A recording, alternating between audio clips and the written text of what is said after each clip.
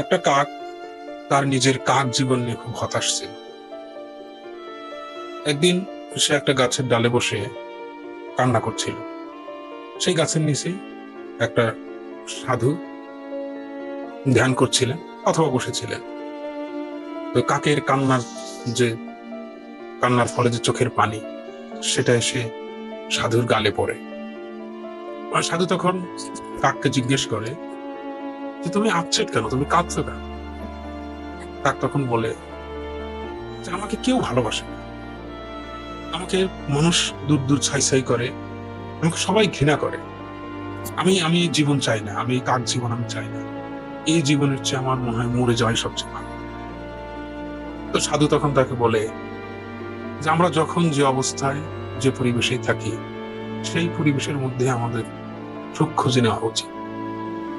কাক এই কথার মর্মার্থ বুঝতে পারে না এবং যথারীতি সে তার কান্না চালিয়ে যেতে থাকে।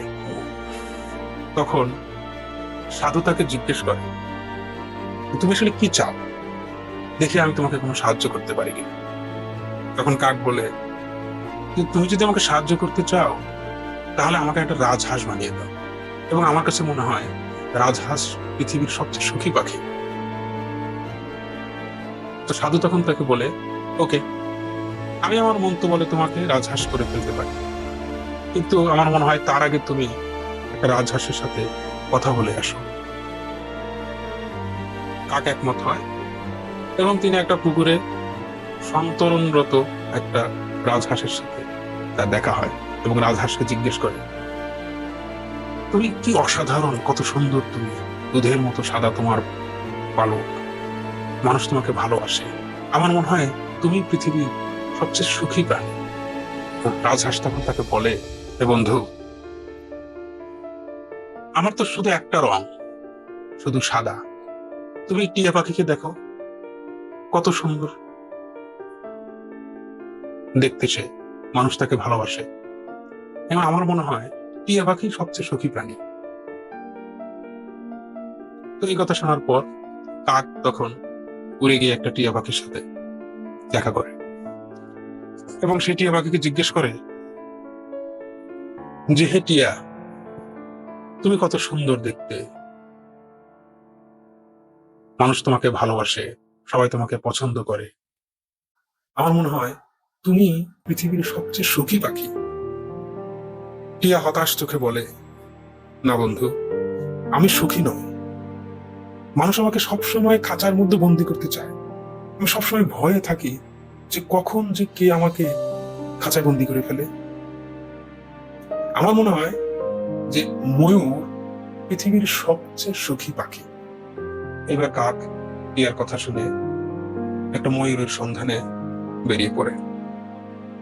খুঁজতে খুঁজতে সে একটা চিড়িয়াখানায় একটা খাঁচার ভিতরে একটা ময়ূর দেখতে পায় এবং পরে তাকে গিয়ে জিজ্ঞেস করে যে প্রিয় ময়ূর, তুমি কি অসাধারণ, অপূর্ব, কি সুন্দর তুমি, তোমাকে হাঁস দেখতে হাজার হাজার লোক আসে, আর যখন মানুষ আমাকে দেখে তারা আমাকে দূর দূর ছাই ছাই করে, আমাকে তাড়িয়ে দেয়, আমাকে ঘৃণা করে, আমার মনে হয় যে তুমি পৃথিবীর সবচেয়ে সুখী। এই কথা শোনার পরে ময়ূর দীর্ঘশ্বাস ফেলে এবং বলে যে আমিও তাই ভাবতাম যে আমি বোধহয় পৃথিবীর সবচেয়ে সুন্দর এবং সুখী পাখি, কিন্তু দেখো আমার এই সৌন্দর্যই আজ আমাকে খাঁচায় বন্দি করেছে। মানুষ আমার পালক উপড়ে নিয়ে তাদের ঘরে সাজানোর জন্য সুন্দর সুন্দর জিনিস বানায়, এবং এটা যে আমাকে কি কষ্ট দেয় এটা যদি তুমি বুঝতে। তখন কাক বিস্মিত হয় এবং বলে তুমি সুখী না, তাহলে পৃথিবীর সবচেয়ে সুখী পাখিটা কে? তখন ময়ূর তাকে বলে আমি চিড়িয়াখানা পর্যবেক্ষণ করে দেখেছি, আমার কাছে মনে হয়েছে তুমি, কাক, সবচেয়ে সুখী প্রাণী, কারণ তোমাকে কখনো খাঁচায় বন্দি করা হয় না। এবং আমার মাঝে মাঝে মনে হয় যে আমি যদি কাক হতে পারতাম তাহলে আমি মনের সুখে স্বাধীনভাবে উঠতে পারতাম, পাখা মেলতে পারতাম।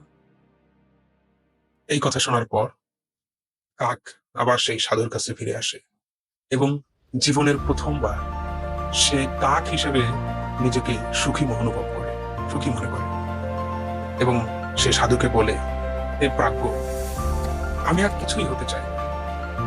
আমি যেমন আছি তেমনই থাকতে চাই।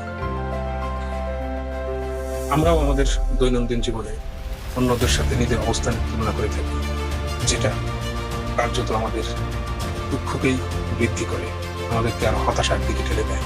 আসলে সুখী হওয়ার সবচেয়ে বড় যে মন্ত্রটা, সেটা হচ্ছে আমার যতটুকু আছে, যেটা আছে সেটার মধ্যে সন্তুষ্ট থেকে আমার অবস্থা প্রতিনিয়ত পরিবর্তন করা, উন্নয়ন করা। সুতরাং কারোর সাথে কখনো নিজেকে তুলনা করবেন না। আপনি আপনার আপন আলোয় জ্বলে উঠুন।